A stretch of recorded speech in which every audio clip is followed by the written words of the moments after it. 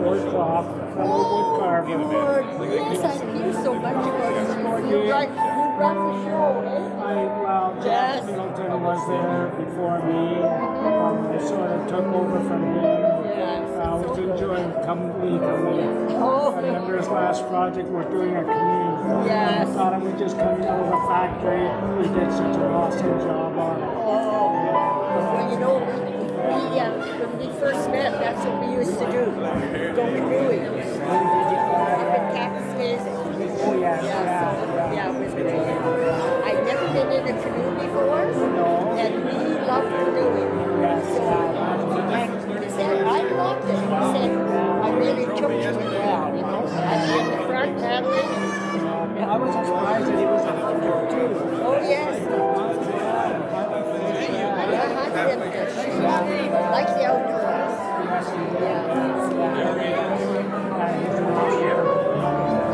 This is their grandson Lee. This is Gordon Hoff. Which one's that? Harvey. Last time I saw you, you were like...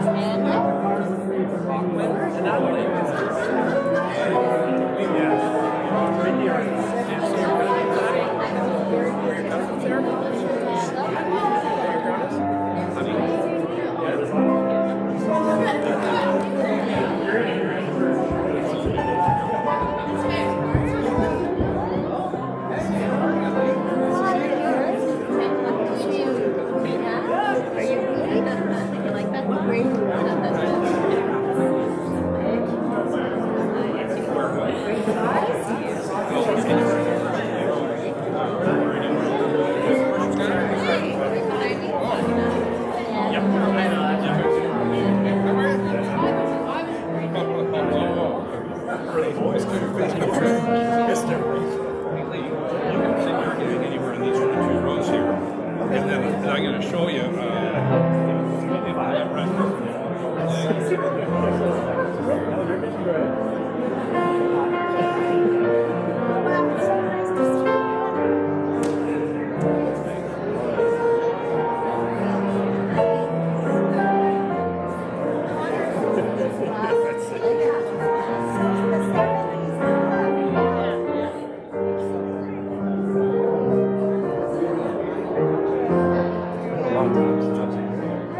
Yeah, you've been away like on the ocean. I'm maybe. Like I just from your house. We've been in Turkey Point. It's like Lake Erie.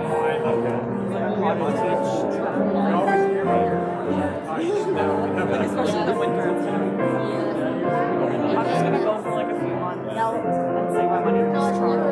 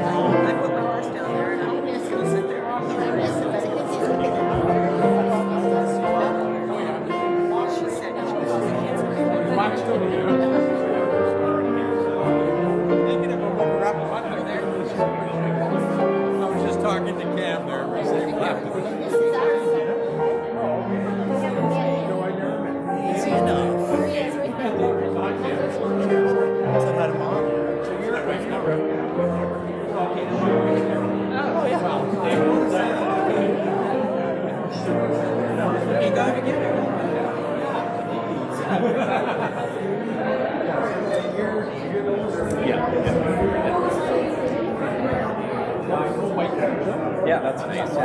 Yeah, and Lee. I see you.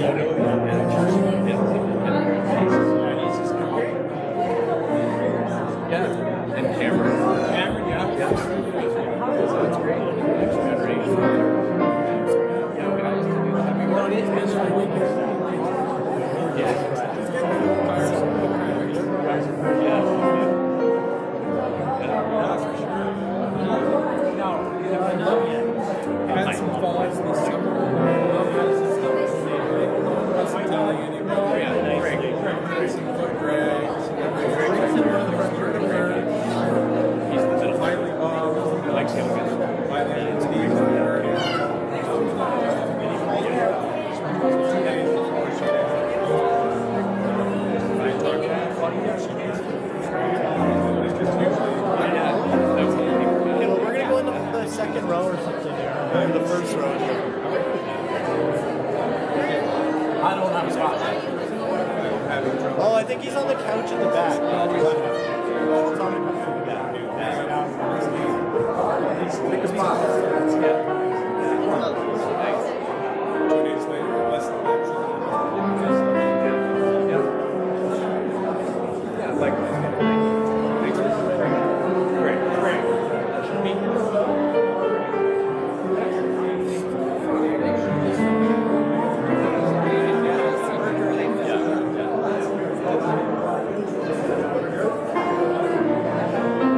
I'll save a spot for you right there.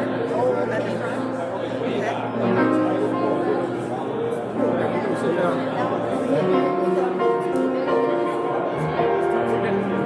We're good. 4 minutes to 11. We're still working.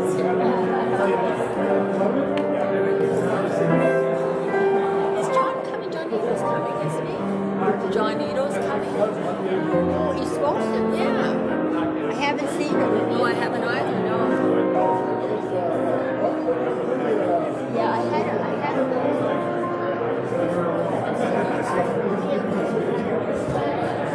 Yeah, exactly that.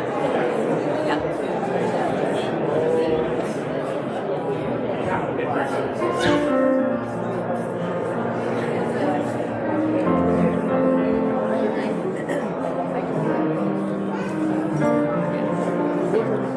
And you know, and I followed it up with, I'm looking forward to seeing you one day. So yeah. Well, I hope he comes. Greg was saying his daughter always would arrive on the dot. Yeah. I didn't say it, and my husband never arrives on the dot. How I knew it, but I knew you would. That's all there. What's that? Yeah.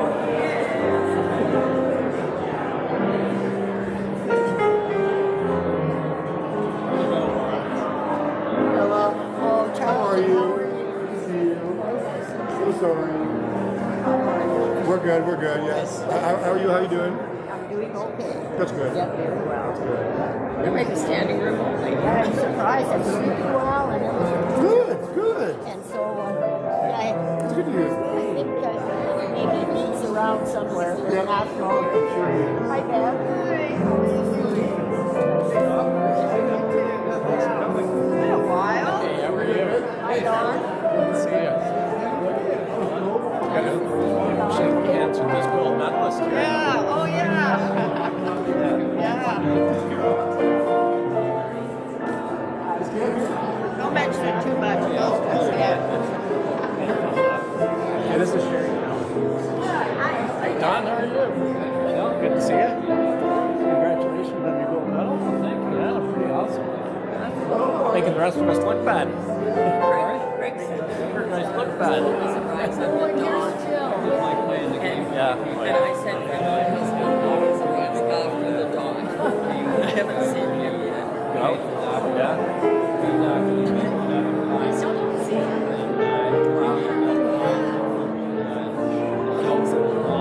Holy moly. He's getting the name. So medaled every time. Yeah. Wow. Maybe he'll arrive with John. Wow. Yeah. Yeah. Yeah.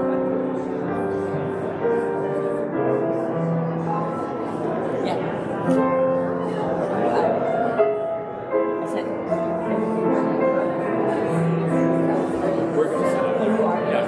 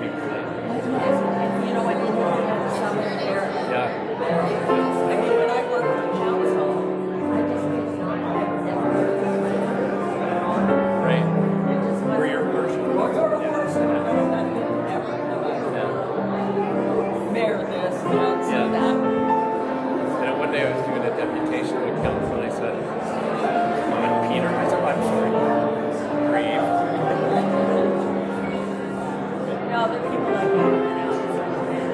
think some forget that when they're older. Yeah.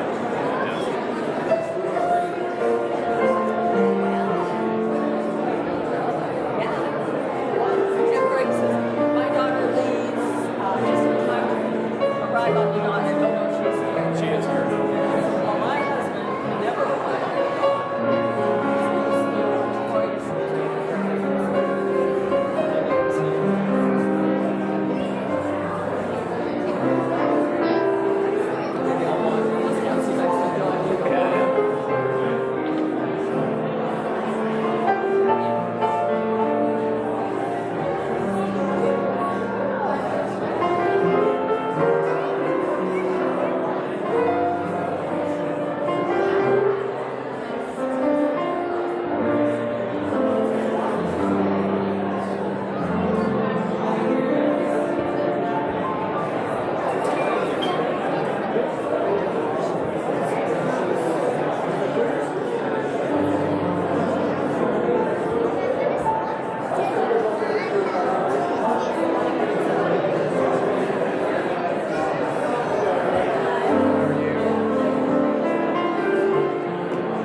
So you saw my article or paper? Yeah, that was cool.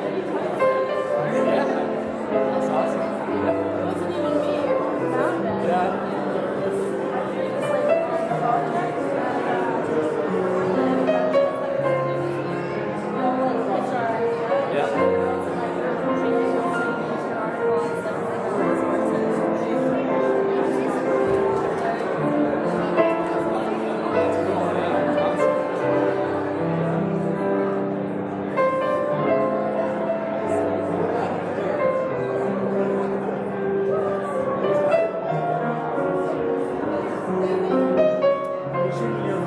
Yes, David. Yeah. Yeah, nice to see you, Gary. I did your eavesdrops. Way back in the day. Yeah, bittersweet.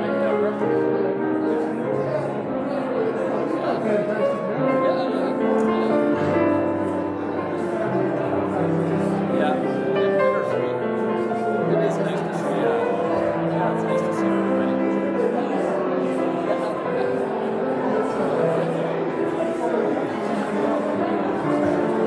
Oh, yeah.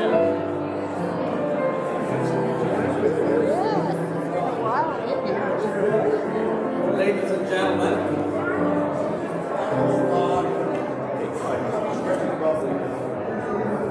good morning and welcome to Christ Church Bolton for this celebration of Lee's life. We're going to begin now, so I would just ask that you could please be seated now.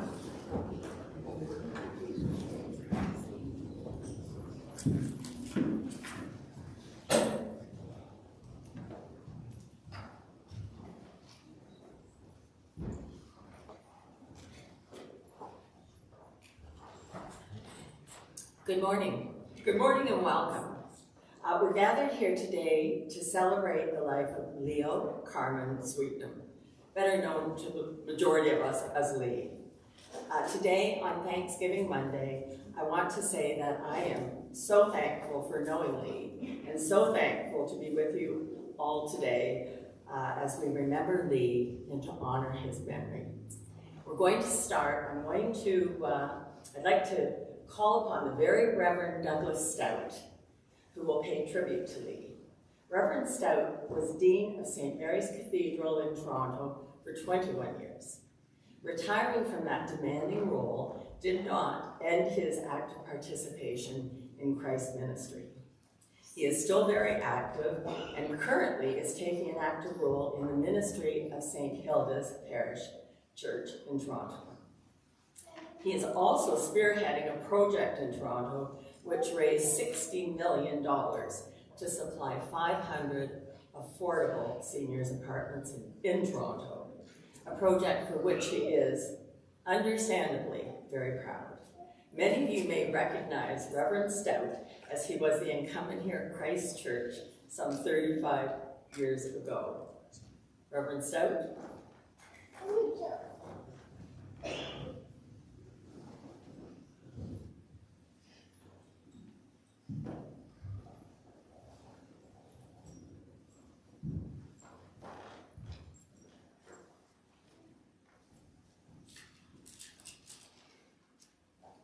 According to an ancient Jewish tradition, God preserves a community, indeed a country or a nation, despite its many transgressions, through the presence of just 10 men.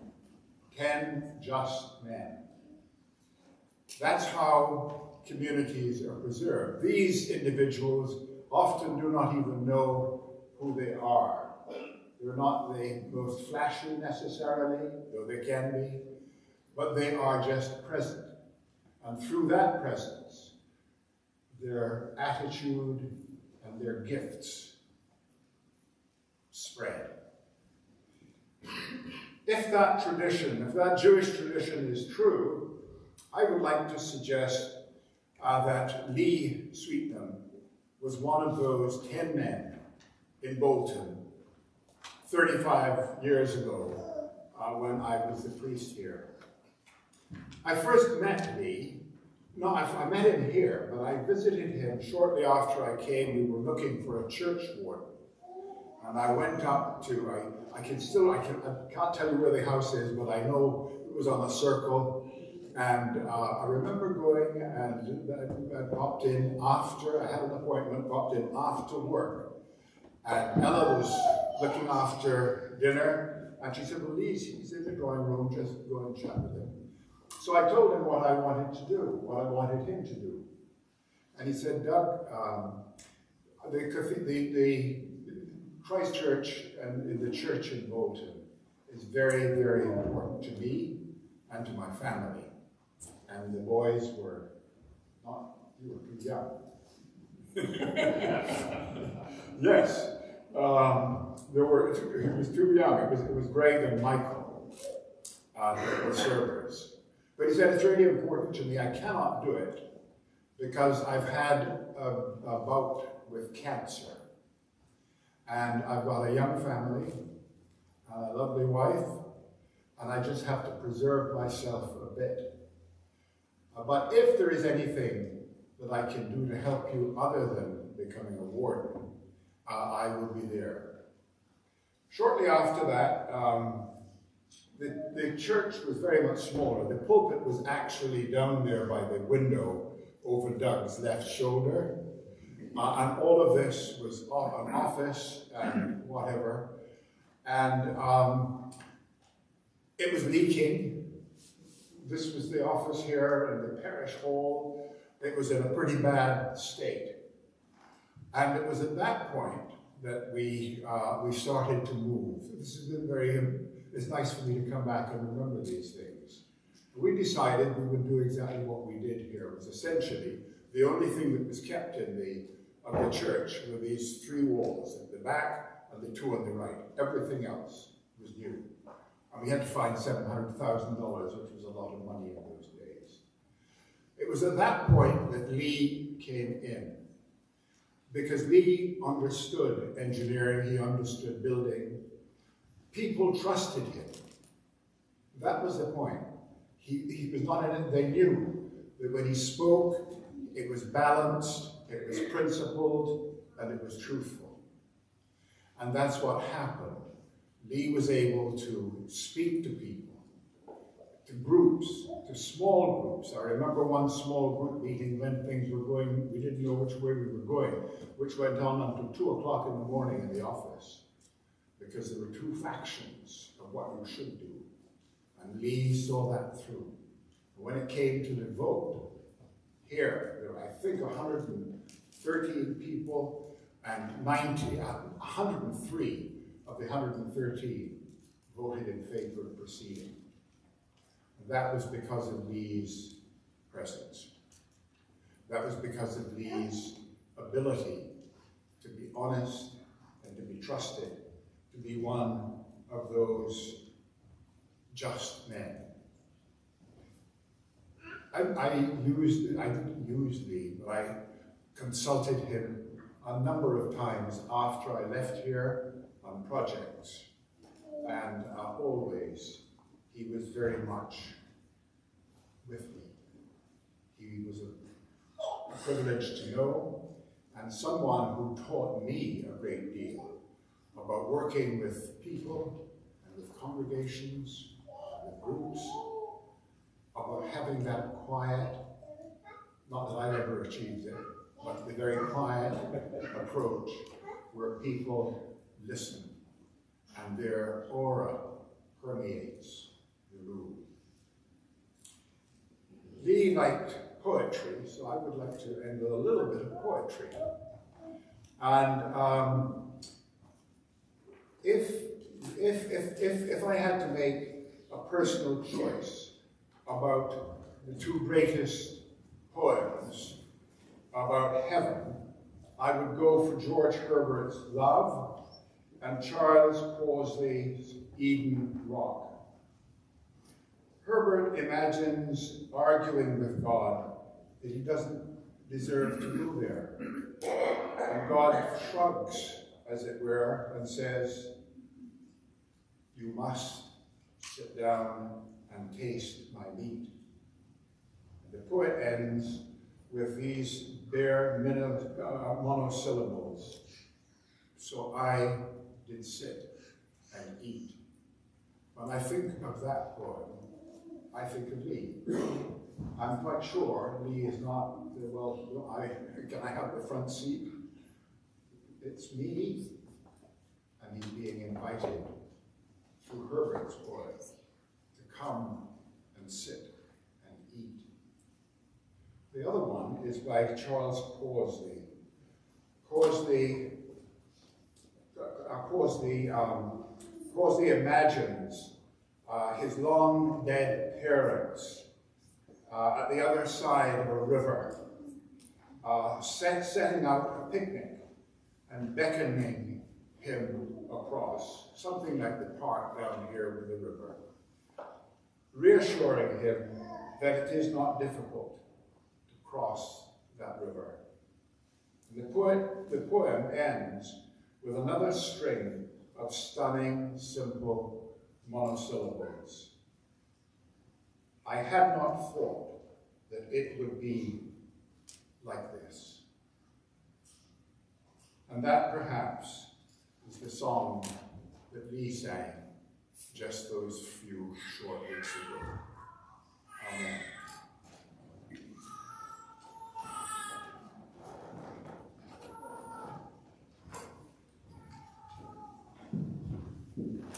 Thank you, Reverend Stack.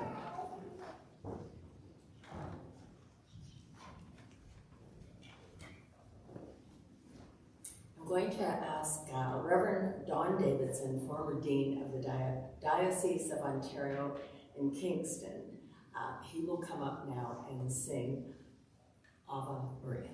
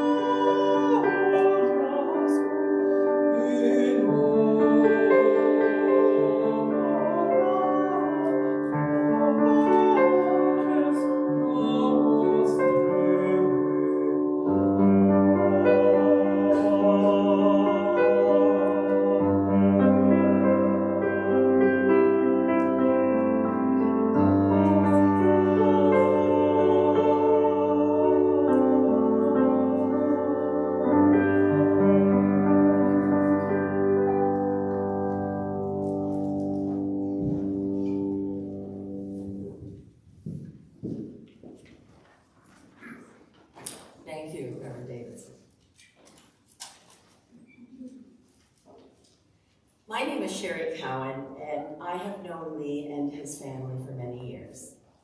I had the privilege of working with Lee at Kimberly-Clark, and I'm absolutely honored to have been asked to conduct or MC the celebration of Lee's life today. When I began my role managing the Steno-Cool and Rexdale's Development and Engineering Office many, many years ago, it was one of my first big jobs, and I was replacing Bo Hetherington, who had been in the position for 15 years and did an absolutely excellent job. So it was a very hard act to follow. Fortunately, Lee took me under his wing and patiently guided me and helped me gain the knowledge and the skills I needed to do my job well. He was absolutely the most understanding, kind, and patient man I have ever worked with. His encouragement and his support made me want to always do my best at Kimberly-Clark and for the rest of my life. It is the death of this unforgettable man, husband, father, grandpa, Papa Lee, great-grandpa, uncle, and friend, that has brought us together. This is an occasion for sorrow, for sharing of grief, for the offering of comfort, and the sharing of our love for a man who has touched all of our lives. We will recognize and pay tribute to Lee and remember his life and how it had an impact on our own. We will share memories of him and be reminded that although it is his death that brings us together, it is his life that we celebrate. With that in mind, our time together today will allow us to share happy thoughts as well as sad thoughts, and will allow memories that bring us smiles and tears. And now I'm going to call upon the three sons, Michael, Gregory, and David, and they're going to take us on a walk down memory lane of their dad's life.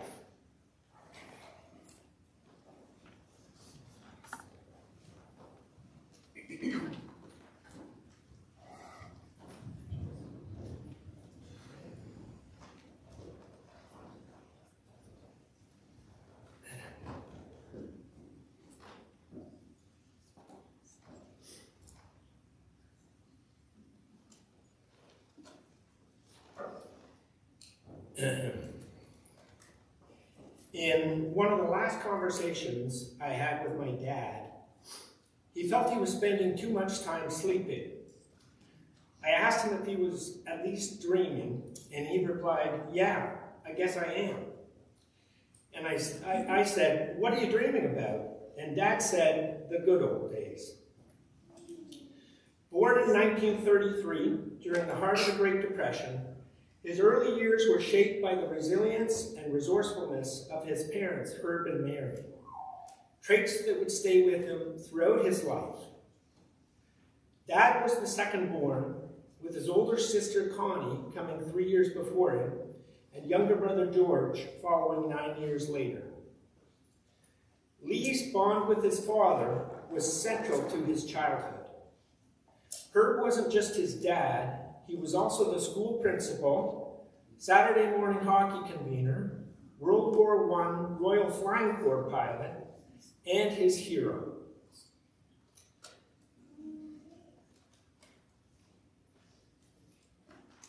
My grandmother Mary was a great mom. I remember her as being smart as a whip, quick to laugh, and very dignified. I used to think she would make a suitable substitute if anything ever happened to the Queen. She was the heart of the family, managing the household with grace and determination.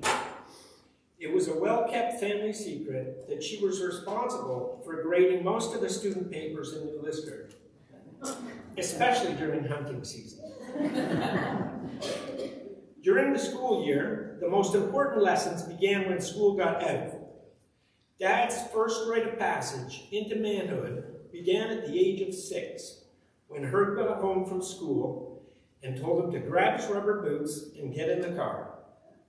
He quickly proved himself as an integral part of the team spotting ducks for Herb. At the age of 12, he was asked to drive for the first time, piloting the 1935 Ford so his dad and neighbor, Forrest Graham, could paddle down the Otter Creek on a duck hunt. Herb and Forrest would paddle down the winding creek, jump shooting ducks. To save time, they would drop the canoe at a bridge and paddle downstream to a rendezvous point. Dad became the designated driver, who had never driven before and was about to do so solo.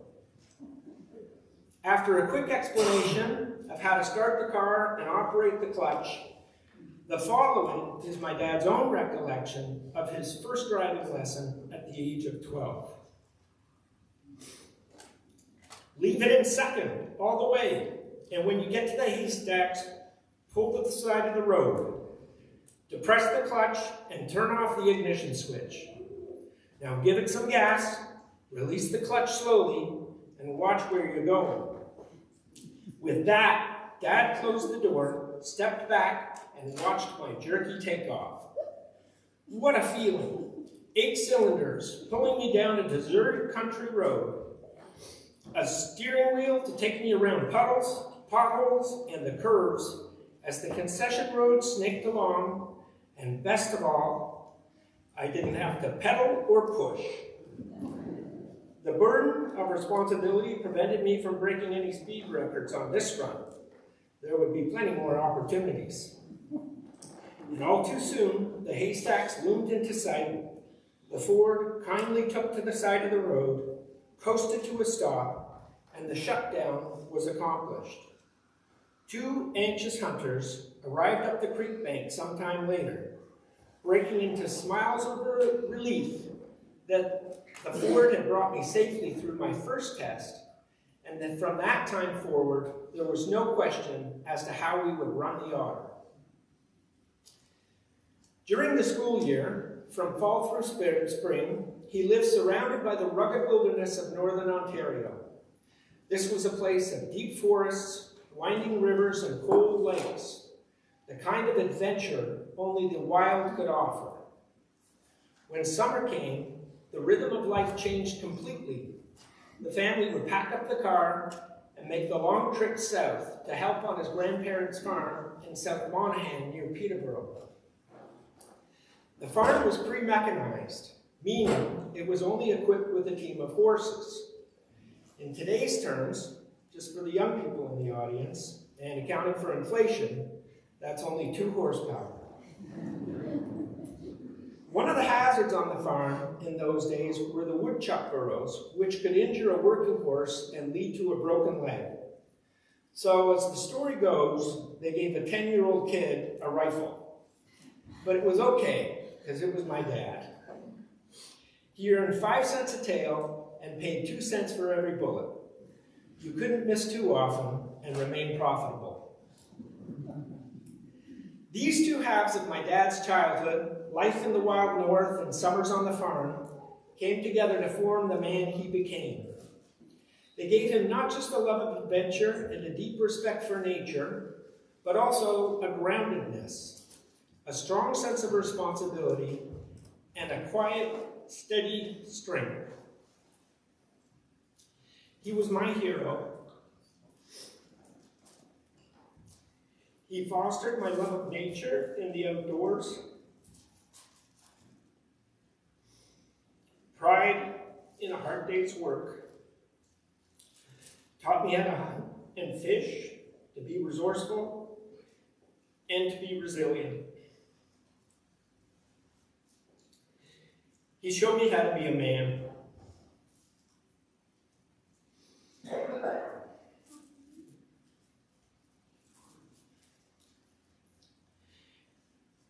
He had a presence that naturally earned respect, but he was just as quick to give it where it was due. When I was 6, sometime after midnight, on a cold and rainy night, slogging up a long, muddy trail to the McAlpine Hunt Club in my rubber boots during my own first rite of passage into manhood, Dad asked, "Are your boots leaking, Mike?" I didn't want to lie, but I didn't want to sound like I was complaining either. I waited a long time for this. The anticipation building years prior, with my 2 older brothers coming back with their own tales of the Hunt Club. I said, "Only over the top." Dad had a way of making you rise to the occasion, and he gave me my own good old days.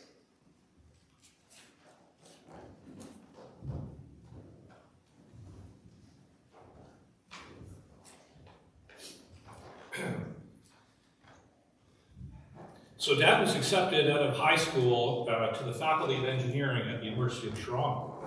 And you got a picture of his dad, kind of glamorous figure, riding a World War II Harley-Davidson motorcycle as he rode from the north to his classes at UT. Dad loved his lifelong friendship with the Kappa Sigma fraternity. And during hazing week, the senior members took glee in torturing the new prospects. It was a war of wits, and the young, half-starved Lee, locked in the basement of the frat house, had secretly pre-hidden cans of baked beans sunk down into cans of paint. And he shared those with his fellow prospects, something they respected him for years after. But the coup de grace of Frosh Week was during the annual drop-off ritual. And blindfolded victims were driven out of the city for miles and miles across southern Ontario with no money or directions, and they were expected to find their way home to the frat house by nightfall. Dad, as it turned out, was dropped off on Caledon Mountain, about a concession back from Highway 10, just behind Caledon Sand and Gravel, where I worked for many years. All this occurring at about 4 a.m. Following the sound of the highway in the darkness, Dad made it out to Highway 10, stuck out his thumb, and as luck would have it, a gentleman who worked at a dairy, only a few blocks from the frat house, picked him up. So Dad was almost instantaneously on an express trip back to the city. When he arrived back, well before the group that had dropped him off, the impressed seniors hid Dad in a closet. And when his tormentors returned, they explained there was no way Sweetnam would ever make it back before dark. And finally, Dad emerged to rounds of backslapping and laughter. He was in. Dad also taught us that the glory comes in life in the small victories. One story he told us involved an engineering graphics course that was taught by a, quote, grumpy old bugger of a professor. This professor was always irritated by the fact that Dad took no notes in his lectures. And Dad would get the evil eye constantly as class went on, teaching engineering graphics, and Dad never took a note. The material just came naturally for him. So finally, on the last day, when the exams were being returned with the final marks, the prof decided he was going to hand the exams back in order of mark. So after each failing paper, he swung his head and stared at my dad. He was sure that Dad had failed the course. And as the marks got higher and higher,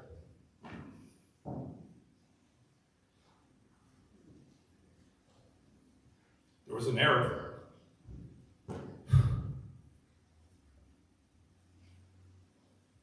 Resignation. And finally, Dad's name was called on the last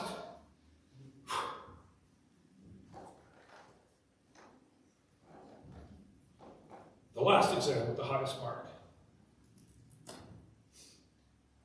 So with his newly minted engineering degree, Dad donned his iron ring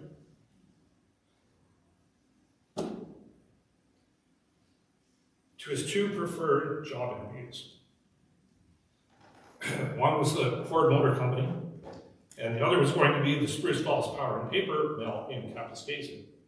So Ford put him in a DC-3 and flew him to Windsor.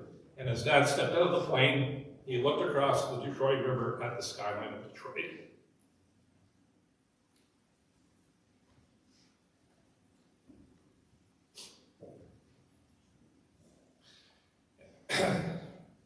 At that moment, he decided it was Cap, for sure. Sight and seeing. So Dad arrived at Kapuskasing. The mill was a partnership between Kimberly Clark and the New York Times, who had an insatiable appetite for newsprint. 400 pages in the newspaper in those days, sometimes with 2 editions a day. One perplexing problem was encountered was when the brass bearings on a huge machine known as a Yankee dryer, and trust me, that machine was twice the size of this church. These bearings were burning up for no apparent reason. And this was putting the Times in danger of running short on newsprint. And it was a real problem. The stumped engineering staff scratched their heads, but Lee finally took it upon himself to jump into the oil tank underneath this machine and swim over to where the oil pump was pulling in the oil.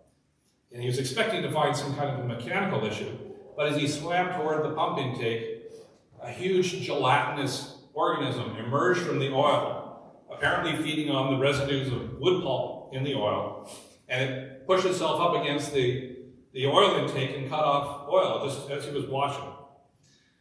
So that was the problem, and the problem was solved. Production was back up and running in no time, and the citizens of New York had their newspapers. And upon Dad's retirement from Kimberly-Clark, he was presented with 2 sets of brass bearings from a Yankee dryer with an inscription that commemorated the feat. We also eventually took the gelatinous blob home and named it Mike.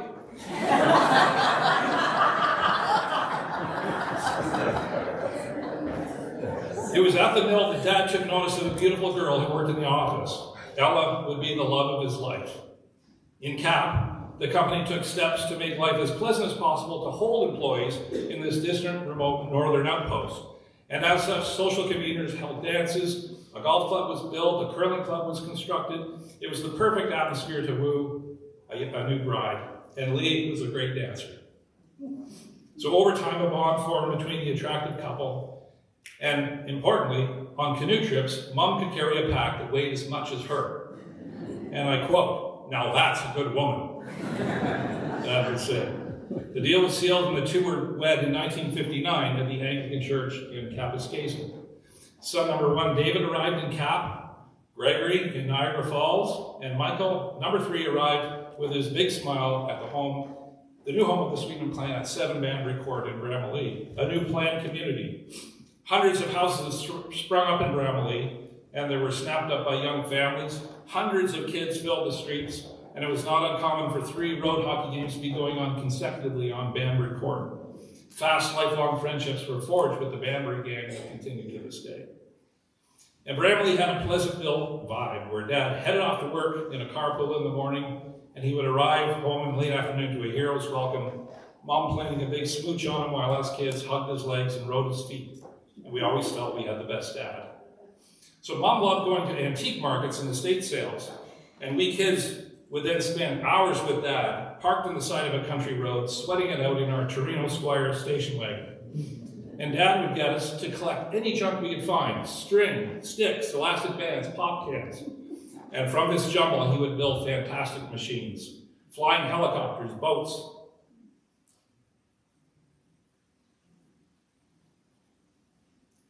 And airplanes. Would keep us occupied while Mom hunted for bargains. So Dad, with all his wilderness experience, was the perfect fit to become the scout leader of 2nd Bramalea Troop. In those days, every boy on the street was a scout, and Dad would regale the troop with stories of the North. Everyone loved and respected Dad, and we boys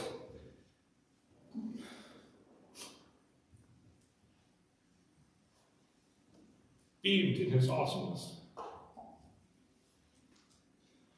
It was at this point that our perfect life was hit with a speed bump.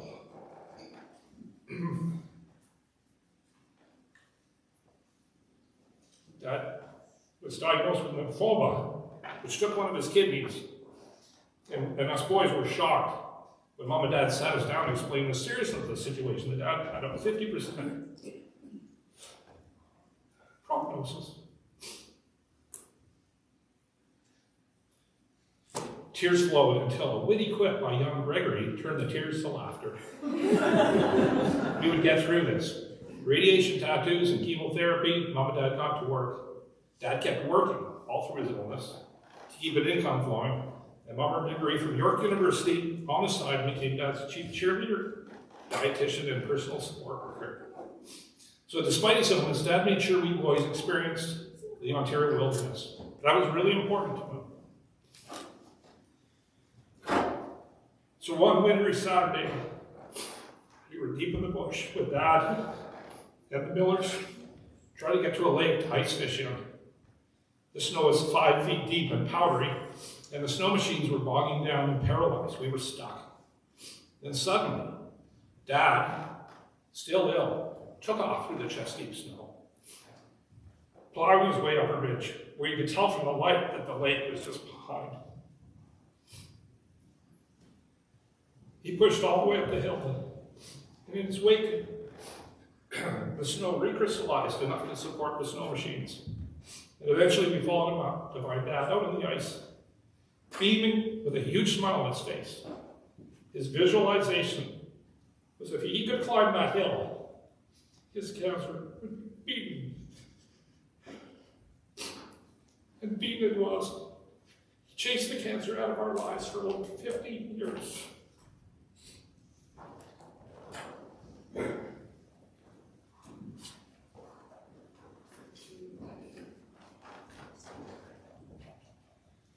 If you know anything about white hard hats and how they're perceived by the tradespeople on a construction job, then you'll understand the mountain that has to be scaled when that project manager, and an engineer no less, gets invited to hunt and fish with the Construction Foreman's Club. Dad earned their respect, a respect that is only given to a few. And Dad also had a great respect for them, and that was how the members of the McAlpine Hunt Club that you've heard became the teachers of bushcraft to his boys. Turning 6 years old is a magical time in the life of a Sweetnam boy because that's when you're old enough to join the men on the annual fishing trip. Back when we turned 6, there was an added bonus of going to the hunt camp, a supernatural, mystical place deep in the woods. After a long journey by car and then by foot through the pitch-black forest, we finally see the looming form of the camp's handcrafted log cabin. Soon a roaring fire and an old steel drum would be driving the dampness away, and we'd be put to bed. But that didn't mean sleep. It meant peering over the top of a log wall separating the main room from the kitchen and sleeping quarters, and listening to Dad's friends' war stories and the ever more embellished hunting and fishing stories of true tale tellers. We'd awaken and emerge into an oasis.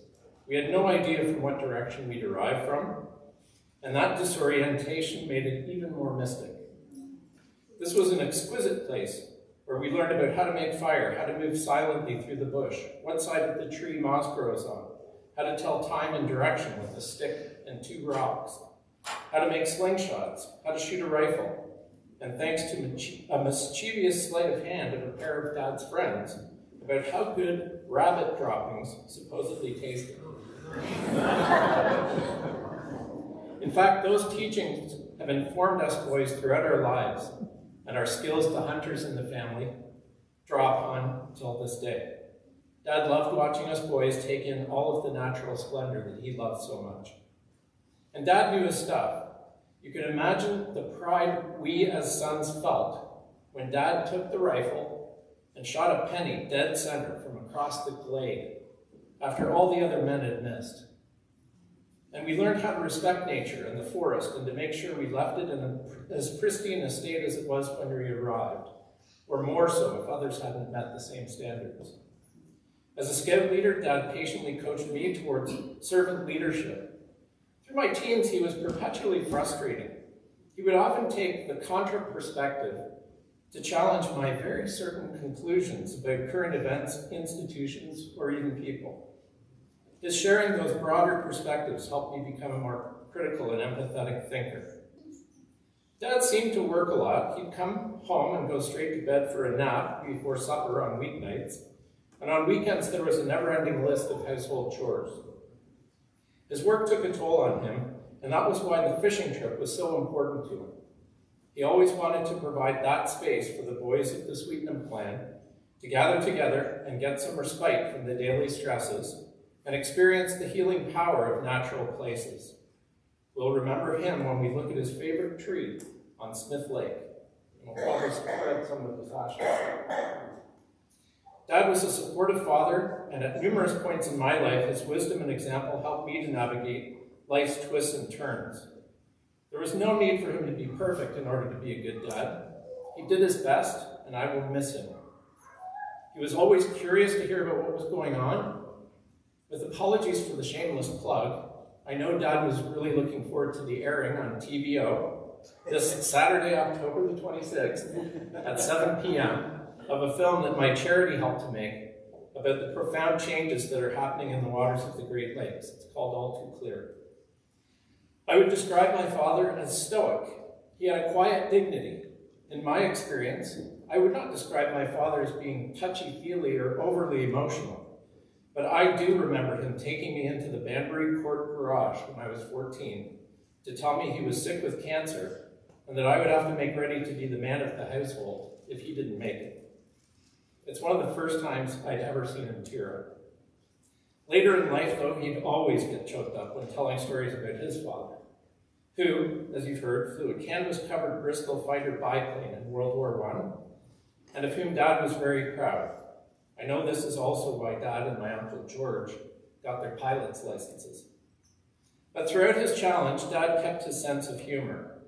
After Dad's initial surgery to remove a tumor in one kidney, while he was in the hospital recovering, his doctor initially told Dad that they didn't think there was any malignancy. However, the doctor phoned back a little later to the room that night, and my mom answered the phone. She heard the doctor say, "I have some bad news for you. It is malignant, but we don't know what kind and what treatment will be needed." Mom relayed this unwelcome news, and Dad responded, "Well then, we'll just have to wait to see what kind."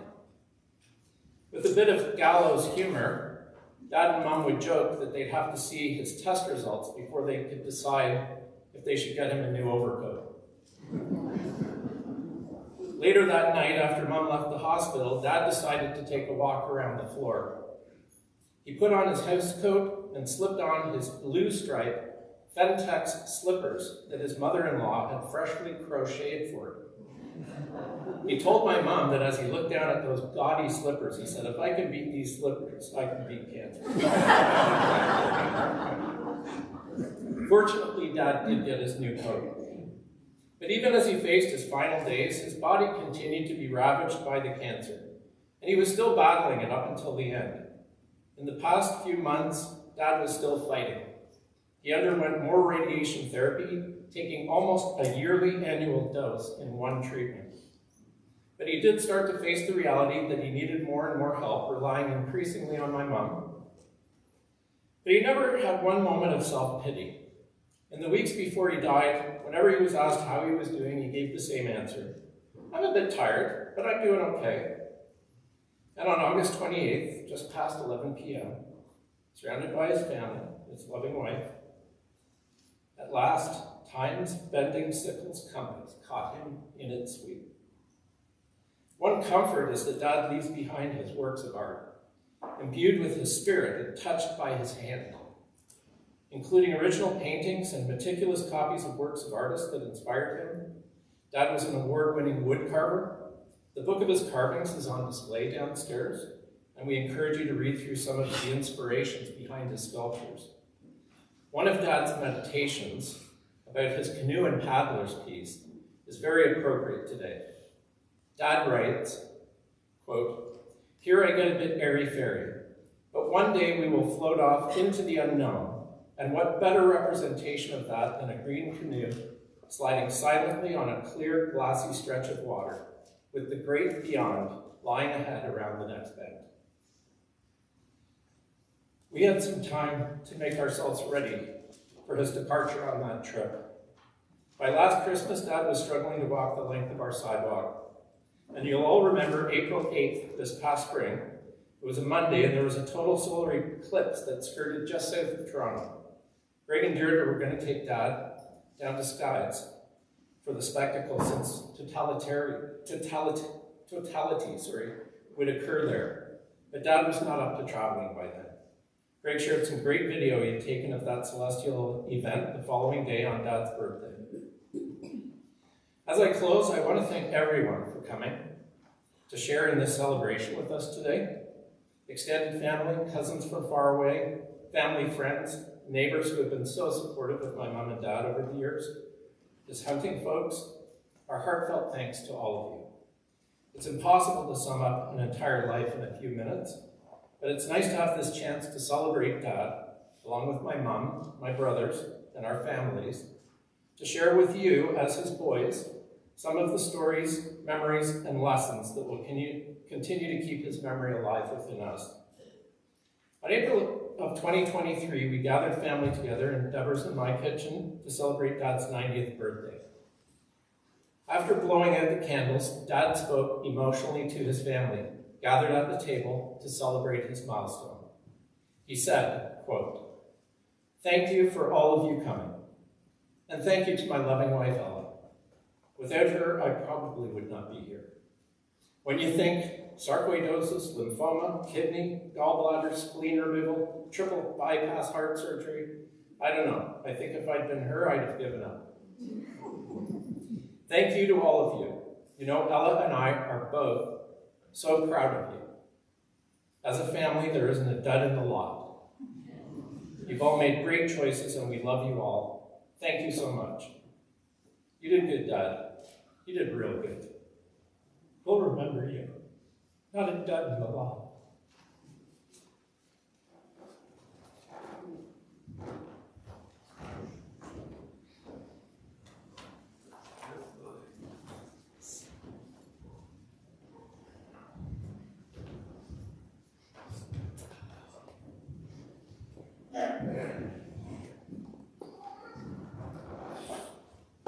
Thank you, Michael, Gregory, and David. I see your dad in all of you, and amazing, thank you. Now I'm going to call up Reverend Davidson for the singing of Morning.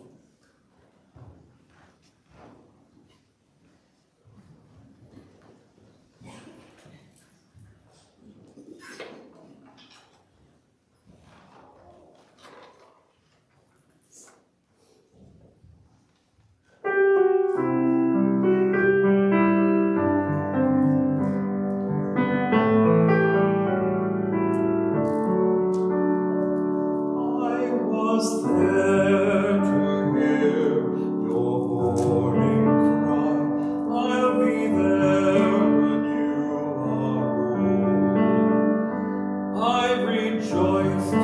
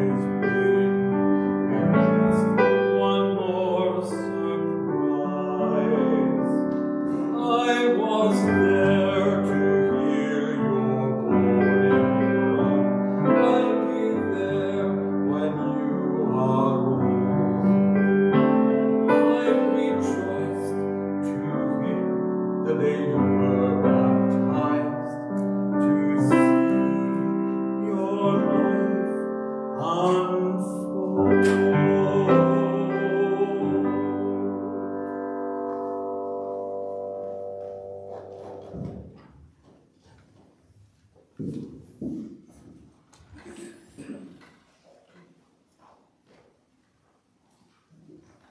Thank you, Reverend Davidson.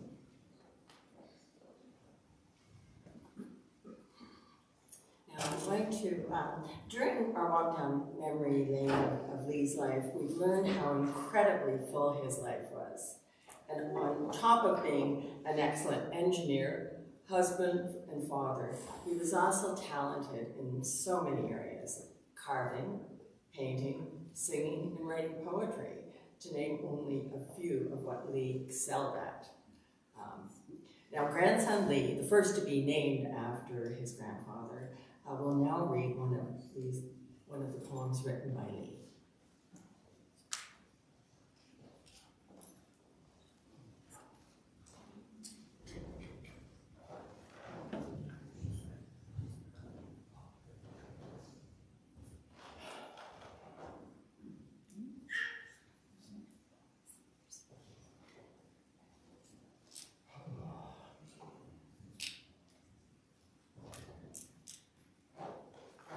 So I've been asked to read a poem. It's kind of funny because I didn't actually know that Grandpa wrote a lot of poetry up until I was asked to do this. So I got to read these poems for the first time. This isn't the first time I'm reading the one I'm about to read you today. It might sound like it. I'm just really glad and honored to be able to share this with you. Growing up, we were always surrounded by Grandpa's art, whether it was at his house, hearing the story from the Reverend, apparently here in a way, and Grandpa's, surrounded by his art as well. So just honored to, surround you all in these words that he wrote in a poem called The Watcher.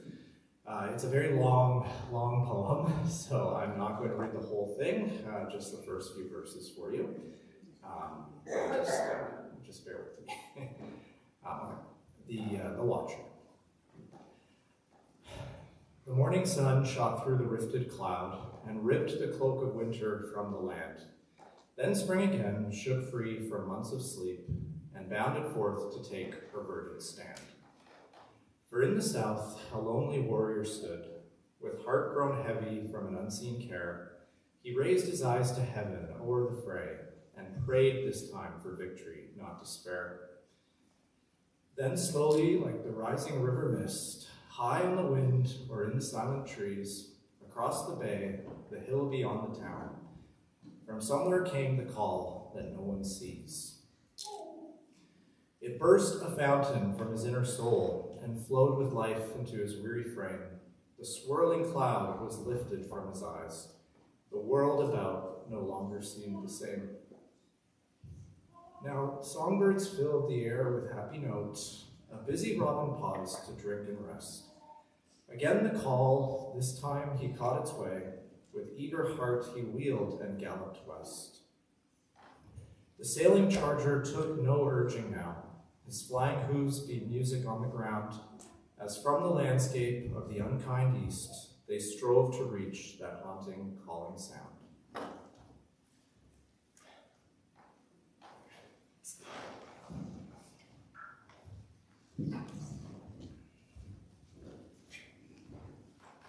Thank you, Lee. I didn't know he wrote poetry either. And I think I was thinking of poetry when we talked about one of his talents. And Cameron, I didn't forget you. We've had the boys remember their dad, and now Cameron's going to come up and remember his grandpa.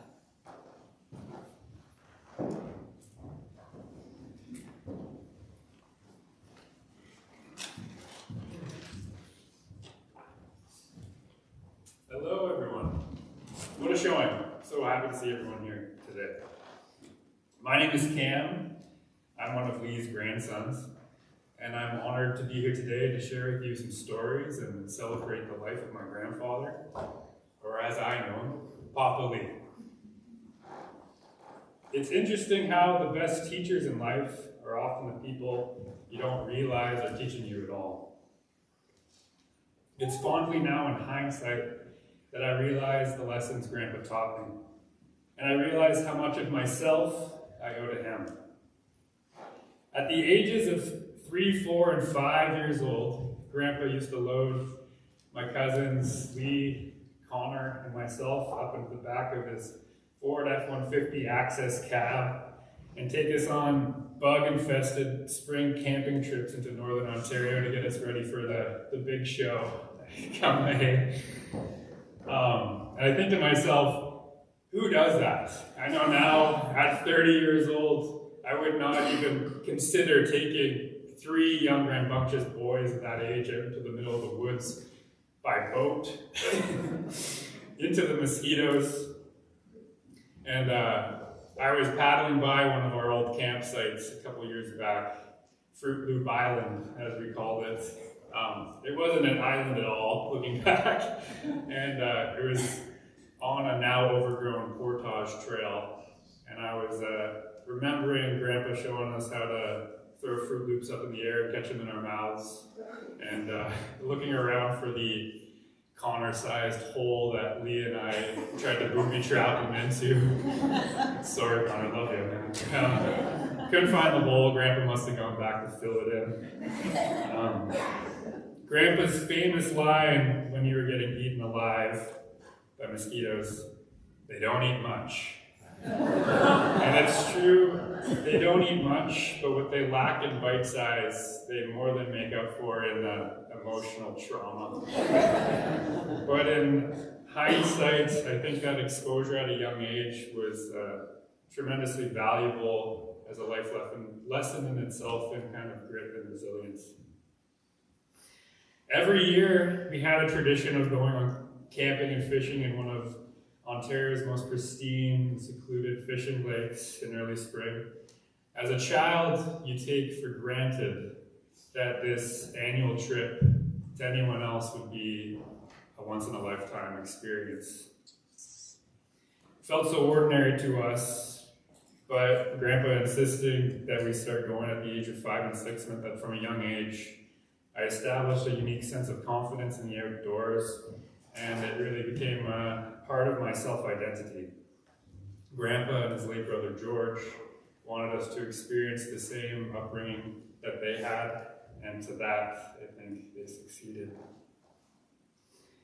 Grandpa, an engineer himself, was my guiding light to establishing my own career in engineering. He always had his trusty Swiss Army knife, and you'd be astonished with what he could accomplish with that thing. He was a true problem solver, and I always looked up to that. I remember hearing stories as a kid of how him driving his Harley down to university, he'd break down on the side of the roads, and with nothing but bits of nails and whatever he could find on the side of the road, he'd get his Harley going again and he'd make it back to school. It seemed as though there was no problem he couldn't solve. He's responsible for the iron ring on my hand today. He's also probably responsible for the tens of mini Leatherman multi-tools confiscated through TSA security checkpoints. It doesn't take long talking about Grandpa before someone brings up the fact that he was a true gentleman. Small lessons can be learned from the actions of people around you. A few months back, I was over for lunch, and Grandma had asked Grandpa if he wanted some more tea, to which he replied, "Yes, dear, I'd love some, but only a half cup." Grandma, a little distracted in conversation, started filling up his cup of tea. She kept filling up his cup of tea until it reached half full, to which Grandpa said, "That's perfect, my love, thank you." Grandma, still distracted, kept pouring up his tea until the cup was almost overfilling. "That's enough, thank you, that's perfect." Grandma finally finished filling up Grandpa's now overflowing cup of tea, looks over at him, smiles, and says, "How's that?" To which he looks at her, says, "That's perfect, thank you so much, my love." He looked over at me, smiled, and winked. Reading between the lines, there's a lesson of intention and kindness to be understood here. And I feel like this small example perfectly embodies the kind of gentleman he was. Every Christmas, he'd have Connor, Lee, and myself over to make some sort of craft, woodworking or otherwise, for our mothers for Christmas.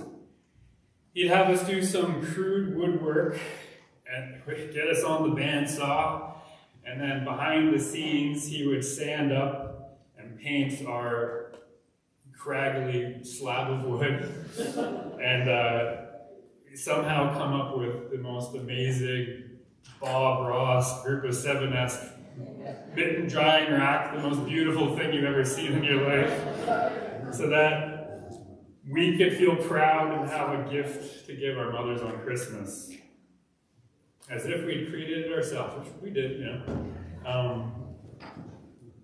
but giving us the confidence to go forth on our lives and consider ourselves handy. And I think it's probably true for the three of us that we may have more confidence in our skills than the skills themselves. It's interesting how the best teachers in life are often the people you don't realize are teaching you at all. Grandpa, you leave this earth and leave me not with sadness, but with immense gratitude. You're with me in all the things you taught me, and I'll be thinking of you every time I'm out in the woods, every time I dip a paddle into the water, and every time I catch a dandy speckled trout. And I can't wait to pass these teachings on to the next generation. I love you, Papa Lee. Godspeed.